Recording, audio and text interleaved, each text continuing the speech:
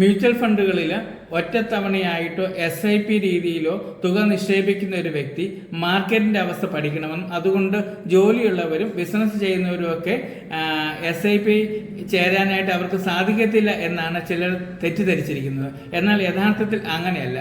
SIP ചേരുന്ന ഒരു വ്യക്തി ആകെപ്പാടെ ചെയ്യേണ്ട ഒരു കാര്യം ആ പറയുന്ന ദിവസം അക്കൗണ്ടിൽ ക്യാഷ് ഉണ്ടായിരിക്കണം എന്നത് മാത്രം നോക്കിയാൽ മതി. ആ അന്നത്തെ മാർക്കറ്റിന്റെ അവസ്ഥയും കാര്യങ്ങളൊക്കെ അതത് AMCയുടെ ഫണ്ട് മാനേജർ കൃത്യമായിട്ട് ചെയ്തുകൊള്ളും.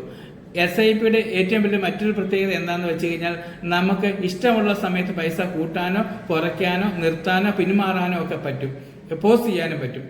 ഞാനൊരു ഉദാഹരണം പറയാം. ഒരാളിപ്പം 10,000 രൂപ വീതം വെച്ച് 20 മാസം കൊണ്ട് 2 ലക്ഷം രൂപ നിക്ഷേപിച്ചു.